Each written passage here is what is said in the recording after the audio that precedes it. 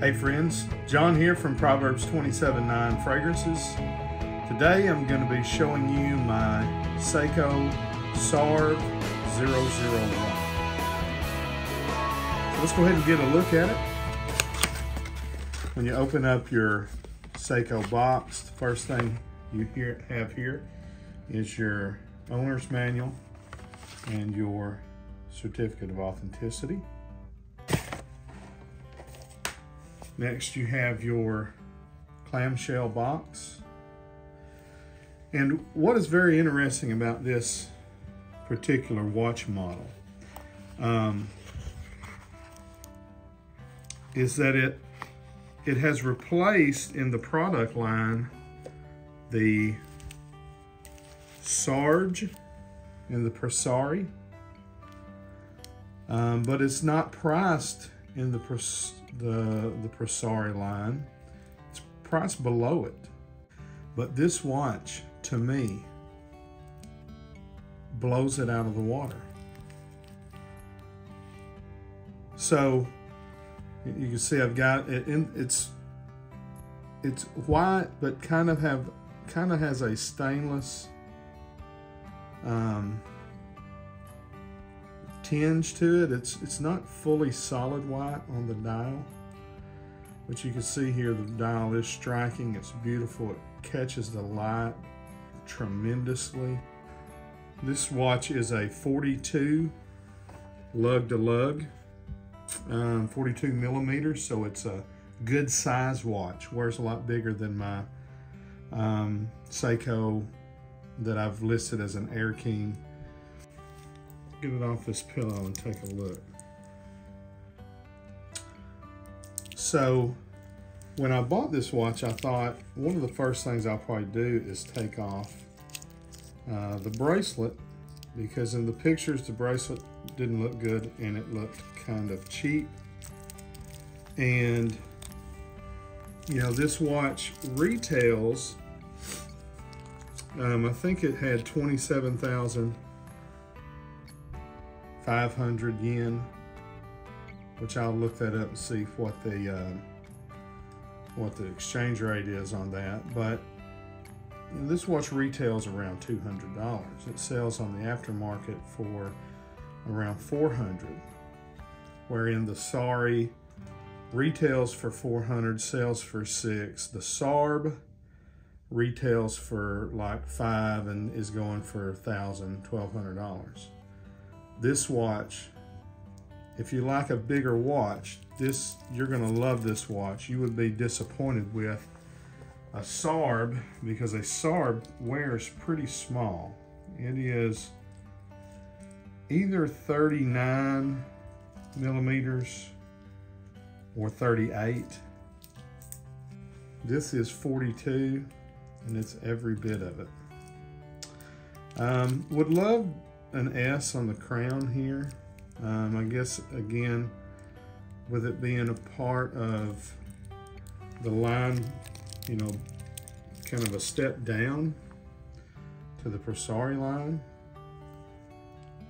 You don't get a signed crown. You do get the display back and all that. But this watch, it feels so good in the hand. It's so solid. I was saying one of the things I was probably going to take this strap off, the bracelet, but I don't think I'm going to. I think I'm going to wear it. It's solid end links, and it's just, you know, you've got a little bit of a tinge there, a little bit of slack, but it wears good. It's heavy. I'm going to weigh this watch in a minute and show you.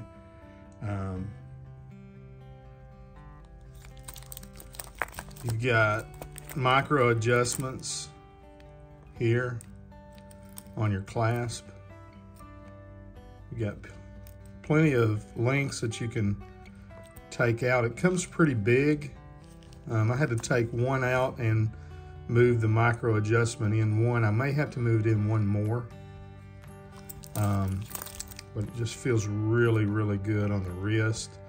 When I was winding it, felt good. You can feel the clicks. When I was adjusting the day and the date, it feels a little loose, like, I mean, it's not, there's no slack. It's just not a good feeling turn on that middle pull out on the knob. So again, you know, they're cutting some corners, but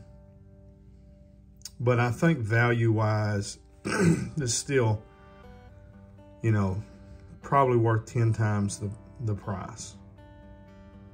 But it's just a very beautiful watch. 4R36, 4R36 workhorse movement there. Got the gravity wheel, automatic, of course. You can hand wind it. It's got the day and the date. I haven't even set it yet. It's on Japanese.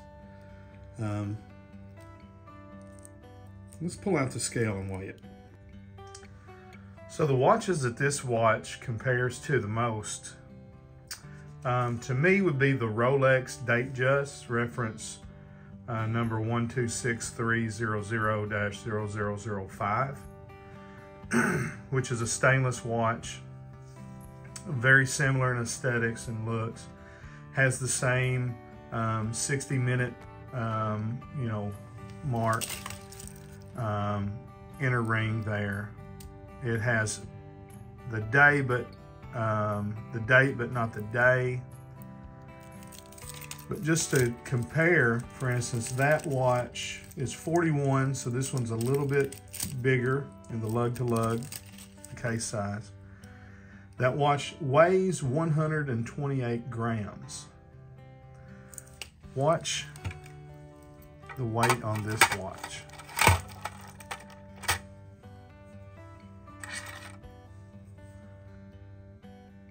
166 grams. So it outweighs that watch by nearly 40 grams, 38 grams. A third of the extra total weight. This watch would also compare to a Grand Seiko Heritage, reference number SBGJ201. That is, though, a 40mm watch, so you're going to wear a lot smaller on the wrist. It does have the date, and I believe the day as well. Instead of having a 60-minute inner ring, it has a 24-hour inner ring. That watch is a heavy watch, but it weighs in at 148 grams, so still 20 grams lighter than this. So if you like a heavy watch, if you want a watch that has some weight and some heft to it, this is just an amazing value. The Rolex, you're talking about $10,500. The Grand Seiko, you're talking about $5,000, $6,000. I looked, you can still find folks selling this watch for around retail on eBay as of the making of this video, which is less than $200, which is what I paid for mine.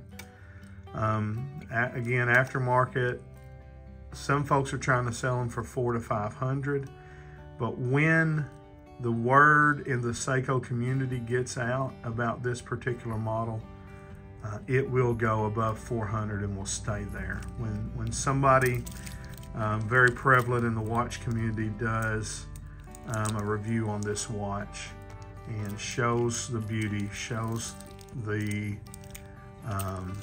heft, and just how, you know, much bang for your buck you're getting, and how the bracelet's not really trash. It's not, you know, Rolex or Grand Seiko quality, of course, and it's not even high-end Seiko quality, but it is a good bracelet. It's not one that you would have to change out unless you just didn't like the high polish to matte, you know, buffing there, which I think it looks good on it. And when you get it in person, of course, I don't have the plastic all the way off. Really shines it up a lot better. Look at that.